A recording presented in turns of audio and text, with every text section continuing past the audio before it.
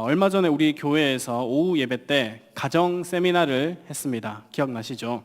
대부분 여기 계신 분들은 참석하셨을 텐데 강의 때 강사님이 사람마다 자신이 사랑을 느끼는 영역들이 다르다, 사랑을 느끼는 언어가 다르다라고 했습니다.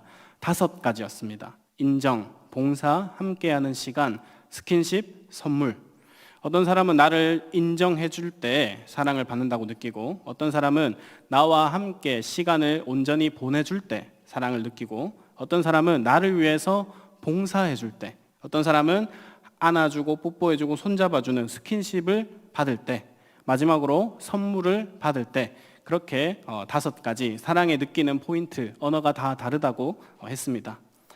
그러면서 제가 생각했던 게, 그럼 우리 하나님의 사랑의 언어는 무엇일까 궁금해졌습니다. 우리가 어떻게 했을 때 하나님은 사랑을 충분히 느끼고 하나님이 흡족해 하실까? 어떤 우리의 사랑을 하나님께서 기뻐 받아주실까? 그렇게 궁금해졌습니다. 하나님을 인정하는 말을 할 때, 하나님과 함께 시간을 보낼 때, 주님을 위해서 봉사할 때, 그러면서 이 레위기 말씀을 보면서 이런 결론이 났습니다. 하나님의 사랑의 언어는 이 5가지 다 받으시겠구나. 그러나 중요한 것은 마음이구나. 그렇게 결론을 났습니다. 우리 사람은 겉모습이나 겉으로 나타난 말, 어떤 행동, 행위를 통해서만 다른 사람의 이 사랑을 알아챌 수 있고 느낄 수 있습니다. 설령 상대방이 사실은 진짜 마음은 없는데 상대방이 인정해주는 말을 하거나 함께 시간을 보내주거나 혹은 스킨십을 해주거나 선물을 해줘도 그 사람의 마음 자체는 명확하게 알 수 없기 때문에 사랑을 느낄 수 있어요, 인간은. 그러나 우리 하나님은 아닙니다. 우리 인간이 아무리 겉으로 하나님을 인정하고 찬양하고 높이는 말을 해도, 아무리 많은 예배를 드려도, 많은 봉사를 해도, 아무리 좋은 것을 드려도 그 안에 진정한 마음이 없다면은 우리 하나님은 그 사랑을 기뻐하지 않으시고 받지도 않으십니다. 그러나 하나님은 자신의 가장 소중한 피조물인 인간의 사랑을 원하십니다.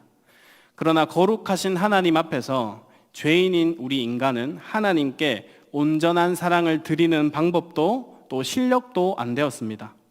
그래서 하나님의 집에서 하나님과 함께 할 수 있는 방법, 하나님을 섬기고 사랑할 수 있는 방법을 구체적으로 알려주신 책이 바로 오늘 우리가 읽은 레위기 말씀입니다. 출애굽기에서 구원받은 이 백성들이 이제 생명과 자유를 얻었다면은 이제 레위기를 통해서 이스라엘 백성들은 하나님의 임재로 초대받게 되었습니다. 주님은 성막에 임재하셔서 이제 백성들 가운데 거주하시면서 그들과 사랑을 나누고자 하셨습니다. 그들과의 교제 방법, 그것은 바로 제사였습니다. 지난번에 레위기 1장 이 번제를 통해서 우리가 하나님께 나아가는 방법을 살펴봤습니다. 오늘은 레위기 2장에 나오는 소제라는 제사를 통해서 우리가 어떻게 하나님을 사랑해야 되는지, 또 우리가 어떻게 하나님께 가까이 갈 수 있는지를 교훈받고자 합니다. 1절에 이렇게 시작됩니다. 누구든지 소제 예물을 여호와께 드리려거든. 번제와 마찬가지로 누구든지 여호와께 이 소제를 통하여서 주님께 나아올 수 있었습니다. 번제, 소제, 화목제는 일반 제사, 즉 자원해서 드리는 제사입니다. 내가 자원하는 마음으로, 하나님께 감사하는 마음으로 제사를 드리고 싶을 때, 소제를 드리고 싶을 때 이 소제를 드릴 수 있었습니다. 한글 번역으로는 이 2번째 제사를 소제라고 이렇게 번역되어 있는데, 이 소제라고 하면은 작은 제사라서 그 소제인가 생각이 할 수도 있지만은 아닙니다. 소제 이미지를 제가 보면은 소제, 저 한자가 무슨 한자인지 아십니까? 저는 잘 모르는데 바로 하얗다, 희다, 힐 소자를 쓰고 있습니다. 그러니까 하얀 제사, 흰 제사라는 거죠. 우리가 소복이라고 할 때 하얀 옷을 말하지 않습니까? 그 소자가 저 하얀, 그 하얀 제사를 의미합니다. 그러면 무엇이 흰 것이냐? 바로 제물을 드리는 이 제물, 이 바로 곡식이었는데 이 곡식이 바로 밀가루를 의미합니다. 그래서 하얀 제사, 흰 제사, 힐소자를 써서 소제라고 우리 한글이 번역한 것입니다. 간혹 보리가루도 포함되었는데 주로 팔레스타인 지역에서 나오는 이 밀을 의미합니다. 밀가루죠. 이 밀을 가루로 만들어서 하얀 가루를 드리는 제사가 바로 소제였습니다. 그래서 방금 이미지를 보면 알겠지만은 영어 성경에는 그레인 오퍼링이라고 되어 있습니다. 그레인, 곡물인 거죠. 곡물을 드린다, 곡물 제사, 이렇게 영어도 번역되어 있습니다. 그런데 한글 번역인 이 소제라고 하는 번역이나 영어 번역인 이 그레인이라고 하는 번역이나 사실 이 히브리어 원어상의 의미를 충분히 나타내는 번역은 아닌 것 같습니다. 예를 들면은 번제도 한자를 보면은 불사를 번, 불태울 번 해가지고 이 불태우는 제사라고 되어 있는데 원어로 이 번제가 무엇이었죠? 굉장히 쉬운 거였는데 바로 올라였습니다. 올라. 이제 좀 외우시면 좋겠습니다. 제가 5가지 제사가 다 끝나고 나면은 히브리어로 5가지 다 외운 분들에게는 선물을 드리겠습니다. 네, 첫 번째 번제는 올라입니다. 근데 그 뜻은 신기하게도 한글과 똑같았습니다. 올라가다. 여호와께 향기로운 냄새가 향기가 올라가다 할 때 그 올라 똑같은 단어입니다. 그래서 정확하게 한글로 번역하면은 번제라기보다는 올림제, 오름제사 이렇게 보면은 더 바르다고 할 수 있습니다. 마찬가지로 이 히브리어 원어로 보면 이 소제는 뭘로 되어 있냐면은 바로 이미지 보면은 민하라고 되어 있습니다. 민하 이쁘죠? 소제 발음이 민하입니다. 그래서 목회자 자녀분들 중에 이 민하라는 이름을 가지고 있는 자녀들이 있어요. 그만큼 이쁜 이름이기 때문에 이 민하, 그러면 이 민하가 무슨 뜻이냐? 바로 선물, 곡물, 조공, 헌정물 이런 뜻을 가지고 있습니다. 그러니까 이 우리 한글로 번역했을 때 소제, 흰 가루 제사라는 말처럼 이 소제 이름 안에 이 원어 안에 민하 안에는 어떤 흰 가루, 영어 번역처럼 그레인, 곡물 이런 게 전혀 들어가 있지 않고 선물이라는 단어가 담겨져 있는 게 소제라는 것입니다. 단순히 이것은 제물을 바치는 의미가 아니라 이 민하라는 이름의 뜻에 맞게 감사와 애정과 존경과 사랑을 담아서 마음을 다해서 선물처럼 드리는 제사가 바로 이 민하, 소제라는 것입니다. 아까 사랑의 5가지 언어에도 이 선물이 있었죠. 우리 한글이나 영어나 둘 다 번역을 보면은 이 소제의 제물, 이 재료 자체에 초점을 맞춰서 이 밀가루에 초점을 맞췄지만은 이 실제로 원어를 보면은 이 재료 자체보다는 이 제사의 의미, 이 제사의 태도, 이 제사의 마음 거기에 초점이 가 있는 것을 이 번역을 통해서 알 수 있습니다. 그래서 우리는 이 소제라고 하면 우리나라 사람들에게는 밀가루 드리는 제사, 곡물 드리는 제사 이렇게 딱 떠오르지만은 당시 이 유대인들, 이 히브리인들에게 소제라고 하면은 딱 머릿속에 선물 이렇게 각인이 되었다라는 것이죠. 하나님께 가까이 가기 위해서 단순히 어떤 재물을 가지고 가는 게 아니라 하나님께 감사와 사랑의 마음을 담아서 하나님을 만나러 가는 것, 그것이 바로 소제, 민하라고 하는 것입니다. 그래서 이 소제의 특징이 잘 나타나는 장면이 어디에 있었냐면은 바로 성경에 가장 먼저 이 민하가 등장한 사건, 가인과 아벨의 제사입니다. 창세기 4장에서 가인은 땅의 소산으로 말미암아 곡식으로 제사를 드렸고 아벨은 양의 첫 새끼를 주님께 제물로 삼아서 제사를 드렸습니다. 여기서 이 가인이 곡물로 드렸다, 곡물로 제물을 드렸다라고 할 때 이 민하가 등장을 합니다. 그런데 어떻습니까? 하나님께서는 아벨의 제사는 받아주셨지만은 가인의 제사는 받아주지 않았습니다. 어떤 사람들은 하나님 앞에 드렸던 그 제물의 가치가 달랐기 때문에 차이가 있었을 거다 그렇게 판단하는 사람도 있습니다. 아니면은 피가 없는 제사라서 이 가인의 곡식은 받지 않으셨다 이런 주장을 하기도 하지만은 이 레위기 말씀에 비추어 본다면은 하나님이 가인의 제사를 받지 않으신 이유가 단순히 곡식을 예물로 제사로 드렸기 때문이 아니라는 것을 알 수 있습니다. 왜 그렇습니까? 곡식을 통해서 드리는 제사가 오늘 본문에서 소개하고 있는 소제라고 하는 건데 이 소제의 의미는 선물이라고 했습니다. 이 선물은 어떤 의미를 담고 있습니까? 선물을 하는 사람의 선물을 받는 대상자를 향한 마음과 또 사랑의 마음, 존경의 마음, 감사의 마음, 이런 마음을 담아서 드리는 것이, 이 마음을 전달하는 것이 이 선물의 본질 아닙니까? 그래서 이런 마음을 가지고 상대방에게 내 마음을 드리는 것, 그것이 이 선물 안에 담겨져 있는 것인데, 그렇다면 이 가인과 아벨의 제사의 차이는 무엇이었을까요? 바로 하나님에 대한 태도와 마음의 차이였다라는 것입니다. 히브리서 11장 4절에 하나님께서 가인의 제사를 받지 않으신 이유가 이렇게 소개가 됩니다. 믿음으로 아벨은 가인보다 더 나은 제사를 하나님께 드림으로 의로운 자라 하시는 증거를 얻었으니, 하나님이 이 가인의 민하, 선물을 받지 않으신 이유가 피 흘림이 없는 곡식 제사였기 때문이 아니라 가인이 더 나은 제사를 드렸기 때문이라고 되어 있습니다. 그러니까 더 나은 제사라고 하는 말은 더 비싼 제사, 더 좋은 제사, 이것을 말하는 것이 아니라 하나님을 향한 믿음, 예배자의 진정성이 있는 그 마음이 아벨에게는 있었지만은 가인에게는 없었다라는 것입니다. 그래서 창세기 4장 4절과 5절 말씀을 보면은 여호와께서 아벨과 그의 제물은 받으셨으나 가인과 그의 제물은 받지 아니하신지라라고 기록되어 있습니다. 단순히 제물을 받지 않으셨다가 아니라 가인과 그의 제물을 받지 않았다라고 표현하셨습니다. 이 말은 가인의 마음을, 가인 자체를 받지 않았다라는 것이죠. 그러니까 제사가 무엇입니까? 어떤 제사의 순서, 형식, 양식에 따라서 하나님께 단순히 제물만 바치는 것이 제사가 아니라 제사의 제물을 올려드리는 동시에 그 제물 안에 내 마음을 드려야 진짜 제사라고 할 수 있는 것입니다. 내 마음을 드린다라고 하는 것은 사실은 나를 드린다라는 뜻인 거죠.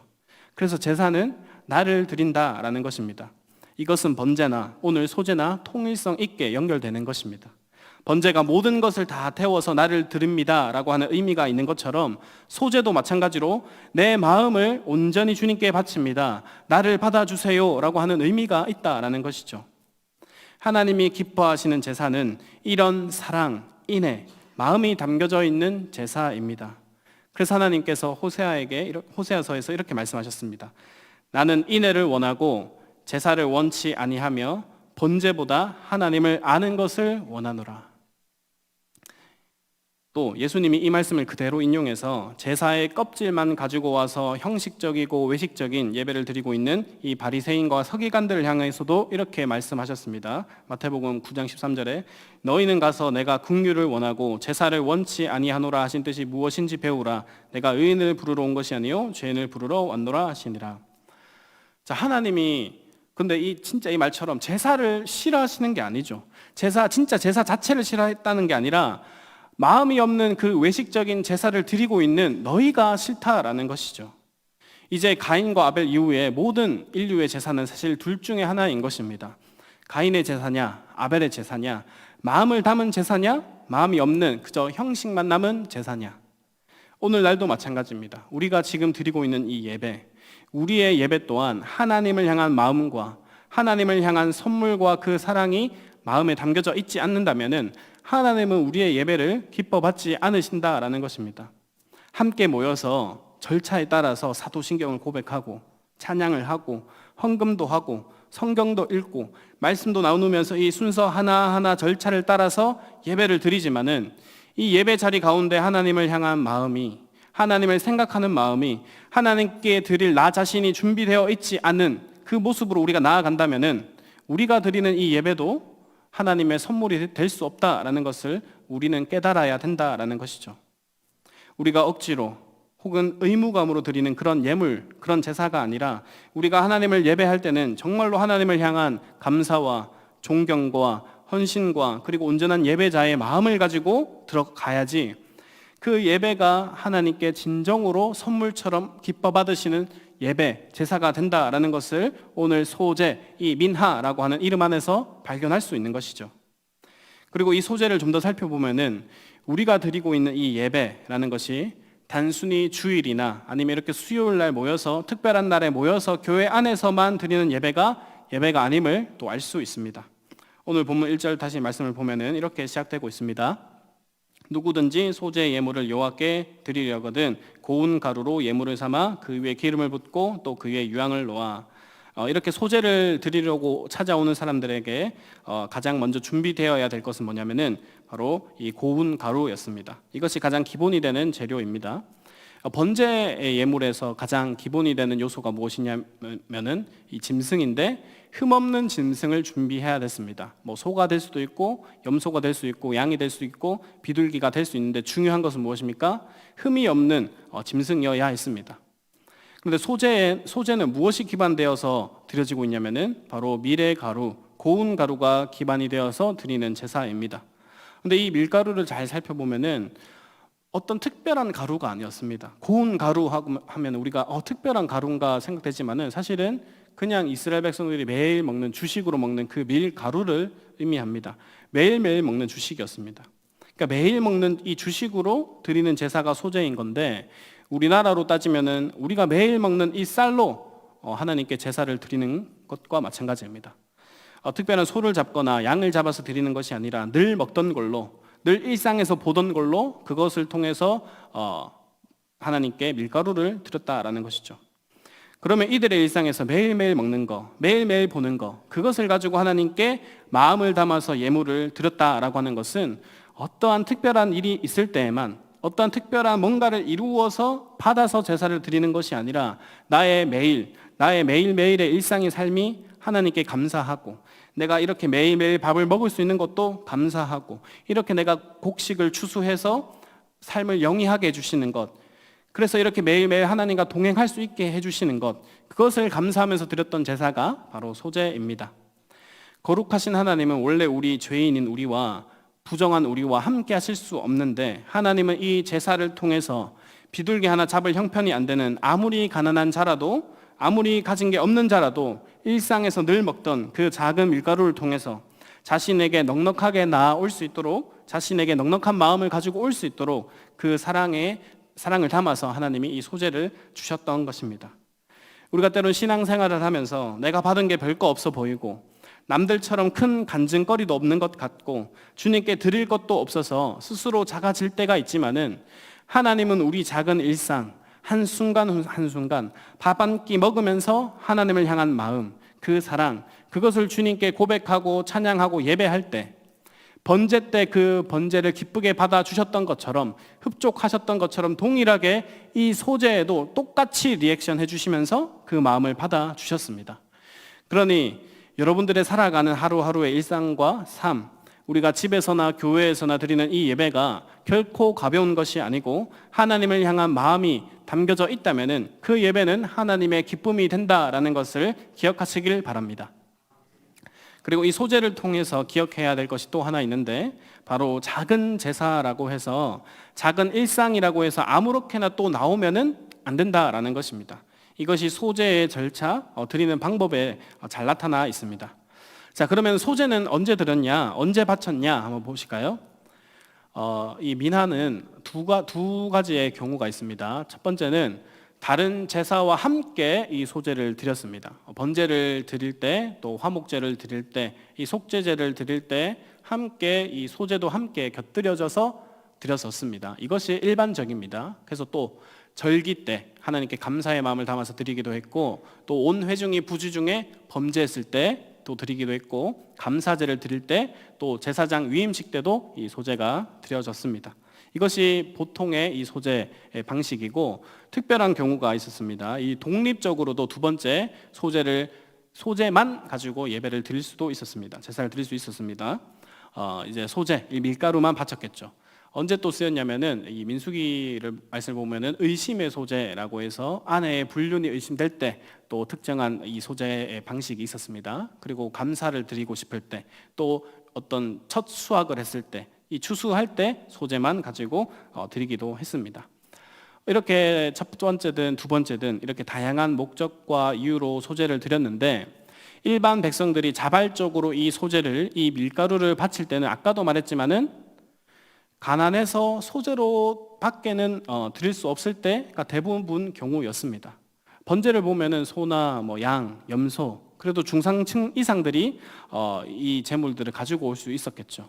또 소를 바치는 사람은 굉장히 여유가 있는 부유층들만 그 짐승 제사를 드릴 수 있었습니다.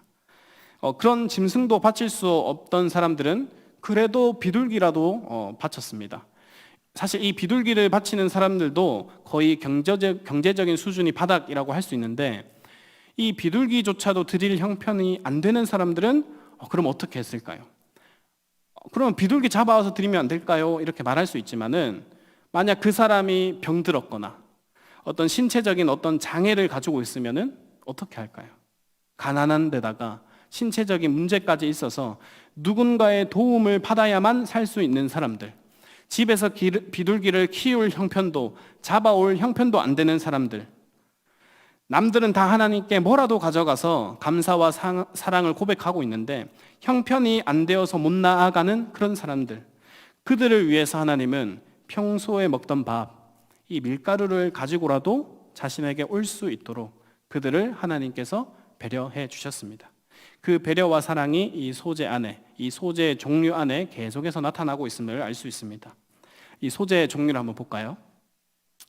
자, 기본적으로 이 소재는 어떻게 드렸냐면은 11절 2절에 이렇게 되어 있습니다. 누구든지 소재 예물을 여호와께 드리려거든 고운 가루로 예물을 삼아 그 위에 기름을 붓고 또 그 위에 유향을 놓아 아론의 자손 제사장들에게 가져갈 것이요, 제사장은 그 고운 가루 한 웅큼과 기름과 그 모든 유향을 가져다가 기념물로 제단 위에서 불사를 지니 이는 화제라 여호와께 향기로운 냄새니라. 네, 다시 그림 보면은 기본적인 소재는 딱 이렇습니다. 이게 정석입니다. 고운 가루, 즉 밀가루를 가지고 와서, 혹은 뭐 보리 가루로도 될 수 있겠죠. 가루를 가지고 오면은 그 가루 위에 기름을 붓습니다. 기름 얼마나 넣는지는 나와 있지 않아서 모르지만은 기름을 붓습니다. 그리고 그 위에 이 굳은 유향을 이렇게 놓았습니다. 이것도 양은 알 수 없습니다. 기본적으로 기본 정석이 이 고운 가루, 기름, 유향, 이 세 가지가 세트로 드려져야 기본적인 소재라고 할 수 있었습니다. 그러면 이 제사장이 드리면은 제사장이 이 고운 가루, 기름이 얹혀져 있는 밀가루를 한 움큼 이렇게 퍼서 유향과 함께 제단에 가져와서 불살랐습니다. 나머지는 이 제사장의 몫으로 제사장들이 먹었습니다. 그러면 그것이 타서 여호와께 향기로운 냄새가 되었습니다. 이 한 웅큼을 보고 성경에는 이 기념물이라고 말하고 있는데, 히브리어로 보면은 아즈카라라고 되어 있습니다. 아즈카라는 이 동사 자카르, 기억하다에서 온 것으로 봅니다. 아마도 이 태워지는 부분은 하나님의 보살핌과 또 일용할 양식을 주시는 하나님의 은혜를 상기하는 그런 역할을 했을 것입니다. 이 소재를 드린다고 할 때 이 밀가루의 양은 10분의 1 에바라고 되어 있는데 약 2.2리터 정도의 양입니다. 쉽게 말해서 우리가 마트에서 이 물 2리터짜리 있지 않습니까? 그 2리터보다 조금 더 많은 양이 이 밀가루로 들여졌다, 이렇게 보시면 됩니다. 그리고 그 위에 기름을 부었다라고 하는 것은 이 생 밀가루를 그냥 태우면은 잘 타지 않습니다. 당연히 기름을 부어서 잘 타게 하는 역할을 했을 겁니다. 이 기름은 감람나무에서 나오는 올리브 기름이라서 대중적으로 사용되었습니다. 근데 문제는 뭐냐면은 여기 유향이라고 하는 거는 유향나무에서 짜낸 아주 귀한 고급 향료입니다. 유향은 제물이 향기를 풍기도록 하는 역할을 했을 겁니다. 그런데 이 유향이 너무나 비싸고 희귀하고 일반인들이 이 유향을 가지고 있지 않는다는 것이 문제였습니다. 고대 유향이 얼마나 귀한 물건이냐면은 예수님이 탄생하셨을 때 이 황금과 모략과 유향을 박사들이 가지고 왔죠. 이 유향과 황금이 견줄 정도로 이 유향이 귀했다라는 것입니다. 이렇게 비싼 재료를 구해서 제사로 바친다? 가난한 자들에게는 터무니없는 일이었을 겁니다. 여유 있는 사람들에게만 번제도 바치면서 이 소재도 정석대로 생밀가루에 기름 넣고 유향도 넣어서 드렸겠지만 가난한 자들은 꿈도 꿀 수 없던 일입니다. 그래서 두 번째로 이 소재의 두 번째 종류를 하나님께서 주셨는데 바로 요리로 소재를 바치는 것입니다. 요리로 이 밀가루를 요리해서 여호와께 가지고 오는 거죠. 이때는 밀가루에 기름은 넣지만은 유향은 들어가지 않습니다. 기름만 가지고 요리를 해서 여호와께 바칠 수 있게 해 주셨습니다. 이것을 세 가지로 나와 있는데 화, 철, 램, 저는 이렇게 외웠습니다. 첫 번째는 이 화덕에 구운 것, 이 무교병과 무교전병으로 이렇게 나왔고, 또 두 번째는 철판에 붙인 것, 세 번째는 냄비로 요리를 한 것입니다. 이렇게 요리 도구에 따라서 구분해 주셨습니다. 먼저 이 화덕에 구웠다라고 하는 거는 무교병은 이 빵, 또 무교전병은 과자처럼 비슷하게 만들어졌고, 우리가 생각해 보면 피자를 화덕에 굽잖아요. 그 원리를 생각하면 됩니다. 두 번째로 이 5절에 보면 철판에 붙인 것이라고 되어 있는데 새로 만든 큰 냄비형 철판 도구였지 않을까 추측됩니다. 무교병이나 무교전병을 크고 둥근 모양으로 얇게 구워서 부칠 때 그렇게 사용했습니다. 마지막으로 냄비라고 되어 있는데 냄비에 밀가루랑 기름을 가지고 요리했다라고 하는 것을 보면은 그러면은 이거는 튀긴 것일 것이다. 튀김 요리가 아니겠는가 그렇게 판단하고 있습니다. 어쨌든 이 두 번째 요리의 소재, 요리된 소재물을 통해서 하나님께 바치는 것은 당연히 첫 번째 이 생밀가루를 유황과 드리는 것보다 훨씬 더 저렴한 방법이었습니다. 대부분의 이스라엘 백성들은 이 두 번째 방법으로 하나님께 나올 때 화덕에 굽든지 후라이팬에 부치든지 냄비에 튀기든지 어떤 방법을 통해서든 여호와께 나아갈 수 있도록 주님께서 배려해 주신 것입니다. 그러니까 아무리 가난해도 자기 집에 이 세 가지 도구 중에 하나는 있었을 것입니다. 그래서 아무리 가난해도 유향이 없어도 소나 양이 없어도 심지어 비둘기조차 없어도 일상에 먹는 그 지극히 작은 것으로 네가 마음을 다해서 요리하고 주님께 나아오면은 내가 소를 받았던 것처럼 똑같이 여겨주시겠다라는 것입니다. 제사장이 생밀가루를 한 움큼 떠서 주님께 태운 것처럼 요리된 빵이든지 떡이든지 과자든지 한 움큼 떠서 제사장이 동일하게 여호와께 태웠습니다. 그것이 여호와께 향기로운 냄새가 되었습니다. 오늘 말씀 2장 말씀을 잘 살펴보면은 이 기본적인 소재를 드릴 때에만 어떤 좋은 재료를 가지고 드릴 때에만 여호와께 이것이 향기로운 냄새가 되었다라고 되어 있지 않고 이 요리 하나하나에 어떤 방법으로든 드렸든 결론은 똑같습니다. 여호와께 향기로운 냄새가 되었다라는 것입니다. 그러면 우리가 주님께 나아갈 때 우리는 인간적인 개념과 사고로 인간끼리는 뭔가 더 좋은 거, 더 비싼 거, 좀 내가 더 많은 애써가지고 뭔가를 이룬 거 이런 거 줄 때 상대방이 더 기쁘고 더 좋겠지라고 생각하지만은 우리 하나님은 그것이 아니라는 것이죠. 솔로몬이 바친 1,000번째 이 1,000마리의 소를 하나님께 바친 것이나 가난한 자가 드릴 것 없어서 내가 평소에 먹는 거 그 작은 거 바친 것이나 주님은 무엇을 보신다고요? 마음을 보신다라는 것입니다. 우리가 교회 생활을 하면서 내가 돈 많이 벌어서 헌금도 사실 많이 하고 싶고 건축 헌금도 많이 내고 싶고 선교도 많이 돕고 싶고 또 건강한 몸으로 주방 봉사도 많이 하고 토요급식 봉사도 많이 하고 그렇게 하고 싶지만은 우리 형편이 안 될 때가 많이 있잖아요. 그런 우리의 마음을 하나님은 아신다라는 것이죠. 그래도 그 마음을 가지고 나아오라라는 것입니다. 누구든지 그 국률한 마음으로 목마른 마음으로 나아오는 자들의 그 귀한 마음을 주님은 기쁘게 받으시고 그것을 향기로운 제사로 받아주시겠다라는 것입니다. 심지어 내가 병실에 누워 있어도 예배의 자리에 오지 못하더라도 주님을 누워서라도 자신을 찾는 자들의 그 마음, 자신을 의지하면서 가까이 오고자 하는 그 마음, 그것을 통해서도 얼마든지 주님은 영광 받으시겠다라는 것이죠. 그래서 오늘 우리가 이 자리에서 예배를 드리는 것, 헌금을 할 수 있을 때 할 수 있는 것, 몸으로 봉사를 할 수 있을 때 봉사하는 것, 그거 자체가 얼마나 귀한 것이고 감사한 일인지를 깨닫고 이 소재를 드리는 마음으로, 선물을 드리는 마음으로 날마다 감사하면서 살아가시기를 주님의 이름으로 축복합니다. 그리고 마지막으로 이 소재에 특별히 하나님이 지시한 것이 있습니다. 다른 제사에는 이런 지시사항이 없습니다. 이 소재에만 특별히 하나님이 금지하시고 강조하신 것이 있습니다. 바로 넣지 말아야 할 것과 넣어야 될 것입니다. 먼저 이 소재에 넣지 말아야 할 것, 꼭 빼야 될 것, 11절 말씀입니다.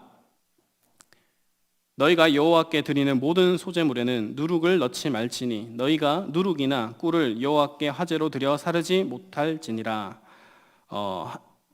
하나님께서 꿀과 누룩은 절대로 넣지 마, 절대로 불태우지 마 라고 말씀하고 계십니다. 우리가 이 누룩이라고 하면은 너무나 바로 쉽게 이해가 되죠. 워낙 이 신약 성경에서도 이 누룩에 대해서 예수님이 부정적으로 말씀하셨기 때문에 이 누룩이 상징적으로 나쁜 것 다 알고 있습니다. 왜 누룩이 나쁩니까? 이 누룩은 이 밀가루에 조금만 넣어도 이 빵을 부풀게 하고 크게 만들어 버립니다. 발효되는 것인데 이것은 변질을 의미합니다. 작은 누룩이 이 모든 밀가루를, 모든 것을 다 변질시키는 것처럼 죄가 그렇다는 것이죠. 바울도 죄를 이 누룩으로 비유했습니다. 교회 안에 죄를 허용하지 말라. 누룩이 들어오는 순간 이 순식간에 모든 것을 변질시킨다. 그렇게 누룩을 안 좋게 이야기하고 있습니다. 그러면 좀 이해가 안 되는 것이, 그러면 꿀은 왜 넣지 말라고 하셨는가? 마찬가지 이유입니다. 원래 이 천년꿀, 순도 100%의 꿀은 잘 변질되지가 않아요. 근데 여기서 말하고 있는 꿀은 이 과일청과 같은, 시럽과 같은 꿀을 의미합니다. 당시에는 설탕이 없으니까 이런 과일의 시럽을 가지고 요리를 했는데, 이것도 넣으면 어떻게 되죠? 단맛을 내는 것처럼 음식이 변질되는 것이죠. 또 단맛을 내지만은 또 쉽게 더 빠르게 상했다라고 합니다. 그러면 이런 이미지를 보면은 누룩이나 꿀이나 다 변질, 그리고 부패를 상징하는 것이기 때문에 아마 하나님은 소재 이런 것들을 넣지 말라라고 하셨다고 추측이 됩니다. 이 부분은 성경에 정확하게 말하는 것이 없기 때문에 우리가 추측할 수밖에 없습니다. 하나님의 변하지 않는 속성, 그리고 그분을 향한 우리의 마음도 변질되지 말라고, 부풀리지 말라고, 부패하지 말고 그대로 나아와라, 그런 의미로 꿀과 누룩을 소재에 넣지 말라, 그렇게 저는 보고 있습니다. 그리고 꼭 넣어라 라고 하는 것이 있습니다. 바로 소금입니다. 13절입니다. 내 모든 소재물에 소금을 치라. 내 하나님의 언약의 소금을 내 소재에 빼지 못할지니 내 모든 예물에 소금을 드릴지니라. 모든 소재물에 이 소금을 넣으라 라고 되어 있습니다. 그러면 이 소금이 상징하는 것은 무엇일까요? 누룩과 꿀의 반대편의 이미지를 생각하시면 됩니다. 바로 불변, 부패 방지입니다. 소금은 부패를 방지하고 그 맛을 지속적으로 지키는데 필요한 아주 생활 필수품이었습니다. 그래서 고대에는 어떤 사람과 어떤 사람이 계약하거나 약속을 할 때 체결한 이 계약을 확증할 때, 보증할 때 계약 당사자들끼리 서로 소금을 이렇게 먹었습니다. 그러면서 이 계약의 지속성, 그리고 변개치 않을 것임을 서로 표시했습니다. 불변성의 상징인 것이죠. 그래서 오늘 말씀에도 보면은 소금이 아니라 언약의 소금이라고 적혀 있습니다. 하나님은 우리와 하신 모든 언약을 다 지키시고 결코 변하지 않으십니다. 그리고 하나님께서는 언약 백성인 이 이스라엘 자손들에게도 이 흔한 제사를 주시면서 나와 너와의 언약이, 나와 너와의 이 관계가 영원토록 변치 않을 것임을 보여주고 계신 것이죠. 마찬가지로 우리에게도 동일하게 요구하십니다. 변하지 않고 끝까지 나와 함께 하자고, 세상 가운데 섞여서 변질되지 말고 썩지 말고 이 언약 가운데 함께 있자라는 것입니다. 이게 신약에 와서 예수님은 너희는 세상의 소금이다 라고 말씀하셨죠. 하나님을 믿는 자들은 이 세상이 변질되지 않도록 막아주는 역할을 해야 됐고, 그런 역할을 하기 위해서는 자신들 역시 변질되지 않아야 했던 것입니다. 그런데 만약 소금이 변질된다면 그 소금은 버려질 수밖에 없는 것이죠. 지금 한국 교회가 위기라고 하는 것은 다른 것이 아니라 숫자가 줄어든다고 위기가 아니라, 어떤 세상이 정말로 험악하게 악한 세상으로 변한다고 해서 위기가 아니라, 우리가 세상 가운데 소금으로서 역할을 하지 못할 때, 오히려 세상의 누룩이 교회 안으로 들어와서 오염될 때, 그때 우리가 진짜 위기가 찾아오게 되는 것입니다. 정결과 부패와 썩음을 방지해야 될 교회가, 소금이 오히려 세상에 심각한 오염된 상태로 살아간다면 그것이 진짜 위기라는 것이죠. 그래서 소재에 넣지 말아야 할 것, 넣어야 할 것, 다른 명령 같지만은 한 가지 개념입니다. 변하지 말라라고 하는 것이죠. 하나님이 왜 소재에만 이런 개념을 주셨을까요? 아무래도 곡식을 드리는 것이다 보니, 또 매일 드리는 이 일상의 것으로 제사를 드리는 것이다 보니, 소나 양을 잡는 것에 비해서 사람들이 소홀히 가볍게 여길 수 있었던 것 같습니다. 그러다 보니 소금을 넣어라, 누룩과 꿀을 넣지 말라를 통해서 아무리 가벼운 재물일지라도 쉽게 나올 수 있는 제사라도 결코 소홀히 여기지 말라라는 것입니다. 하나님께 나아오는 것, 그 마음의 중심에 무엇이 있어야 되는지를 각인시켜 주신 것입니다. 우리는 이 소재의 가르침을 따라서 세상의 누룩을 멀리하고 소금으로 인침을 받아서 내 자신과 세상을 모두 거룩하게 해야 될 사명이 있음을 기억하시길 소망합니다. 말씀을 정리합니다. 오늘 소재를 통해서 하나님 우리에게 베풀어 주시는 배려와 사랑, 그리고 강조하시는 것을 배웠습니다. 소재는 선물이라고 했습니다. 그런데 오늘 말씀을 보니까 이 선물이 거창하고 준비하기 어렵고 값비싼 것이었습니까?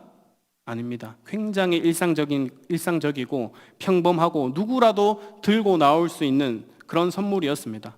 특히 요리를 해먹는 그 일상의 모습, 농경사회에서 화덕에 굽고 철판에 굽고 냄비에 튀기고 하는 그 일상의 모습이 바로 소재의 모습 속에 담겨져 있는 것을 확인했습니다. 이러한 일상의 모습, 일상의 삶의 자리가 어떤 자리로 그러면 변하게 됩니까? 이 소재를 통해서 하나님을 향한 감사와 사랑의 마음, 선물을 하는 그 마음을 담아서 그 일상을 드리니까, 그 선물을 드리니까 일상의 자리가 하나님을 만나는 자리로, 일상의 모습이 하나님과 교제하는 모습으로 뒤바뀌게 되었다라는 것을 볼 수 있습니다. 하나님은 우리에게 무엇인가 특별한 것을, 특별한 업적을 원하시는 것이 아닙니다. 그저 지극히 작은 일상의 자리에서도 하나님을 향한 변하지 않는 마음, 하나님과 우리 사이를 방해하는, 가로막는 누룩과 꿀을 없애면서 변하지 않는 소금으로 끝까지 하나님을 사랑하는 마음, 그것을 원하신다라는 것입니다. 내가 받은 것 무엇이라도, 내가 하고 있는 일, 그 어떤 일이라도 내가 그것을 가지고 하나님께 감사하고 주님과 동행하기를 소망한다면은 주님은 그 삶을 향기로운 제물로 받아주시겠다라는 것입니다. 그래서 우리의 인생은 하나님께 드릴 민하, 선물 그 자체가 되어야 합니다. 언약 백성으로서 그저 예배당에서만 예배자로 살아가는 것이 아니라 우리의 삶의 모든 순간순간을 예배자로 살아가는 것, 가장 지극히 일상적인 모습을 통해서도 하나님과 관계를 맺고 살아가는 것, 그것이 바로 오늘 우리가 드릴 수 있는 선물, 소재입니다. 설거지를 하면서도, 아이들 밥 차려주면서도, 직장에서 일하면서도, 교회에서 맡은 직분을 하나하나 감당하면서도 우리는 주님께 선물을 드릴 수 있습니다. 심지어 아직 아무것도 하지 못하는, 드릴 게 밀가루밖에 없는 그 연약한 상황에서도 얼마든지 나를 주님께 선물로 드릴 수 있습니다. 그래서 우리가 주님 앞에 서게 되는 그날까지 여러분들이라는 그 민하, 그 선물을 정성스럽게 잘 포장하고 준비해서 주님께 영광 올려드리는 삶을 잘 살아가시기를 예수님의 이름으로 축복합니다.